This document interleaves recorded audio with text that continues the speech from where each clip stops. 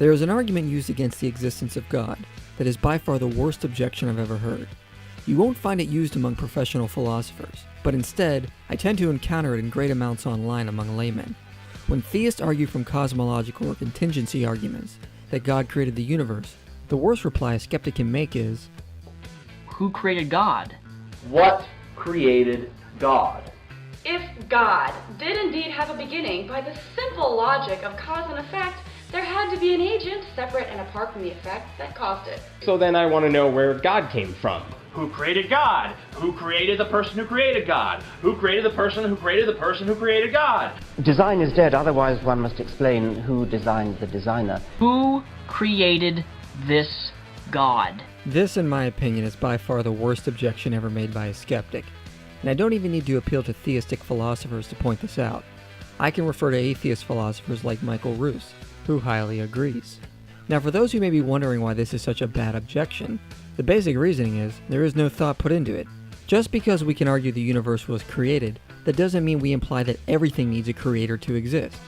How the skeptic can make this leap is beyond me. No theist argues everything needs a creator. Look at the very simple Kalam cosmological argument. The first premise is not everything has a cause, but that everything that begins to exist has a cause. Obviously, we're not implying everything has a creator, but only things that have a beginning. My favorite cosmological argument, the Leibnizian version, makes this distinction very clear. Anything that exists has an explanation of its existence, either in the necessity of its own nature or in an external explanation. So again, just because some things like the universe have an external cause, that doesn't mean everything that exists must also have a cause. God would be by definition of the first category, a being who doesn't need an external cause and is necessary. Because of this, asking who created God is equivalent to asking what caused an uncaused thing. It simply is nonsensical. Basically, cosmological arguments have pointed out for centuries that since contingent things exist, like us, our existence can only be explained by appealing to external causes. However, this cannot go on infinitely. There has to be a first cause, an unmoved mover, which started this chain.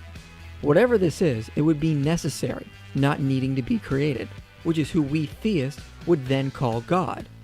So when theists argue the universe has a cause or an explanation, we are saying this infers a substance or a being that would be the first cause and is uncreated and necessary, which we theists then argue would be who we call God. This is not special pleading, since the first mover would be uncaused by definition and defined differently than contingent things like the universe. Look at it this way. The atheist philosopher David Hume said the universe was necessary. If you would have gone to David Hume and tried to refute his theory the universe was uncaused by asking if the universe is the explanation of our existence, then what created the universe, he would have simply replied he stated the universe is necessary, and therefore didn't need a creator. Now I bring this up because when I've tried to point this out to skeptics in the past, they commonly reply by saying, if God doesn't need a creator, then why does the universe? Why can't we just say the universe is necessary?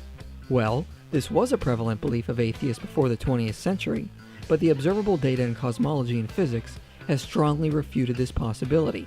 An overwhelming amount of evidence now shows our space-time is contingent and had a beginning, so it cannot be necessary in and of itself. Now, of course, we can have a conversation over what is the most likely cause of the universe, and I've argued the theistic case in more detail elsewhere. But the basic point is simply asking who created God is a ridiculous objection, and I don't even need to appeal to theistic philosophers to point this out. I'll leave you with the words of the atheist philosopher Michael Ruse, who responded to Richard Dawkins when he tried this objection.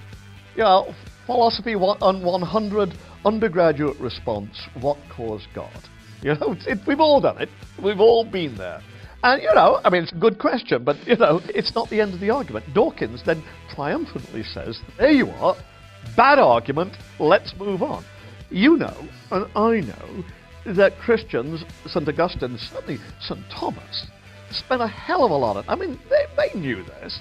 And so what they were trying to do was articulate a notion of God who would be first cause. The whole notion of aseity, God as a necessary being, God ase, God's essence is his existence. The point is, Christians have got some grown-up responses to these sorts of things.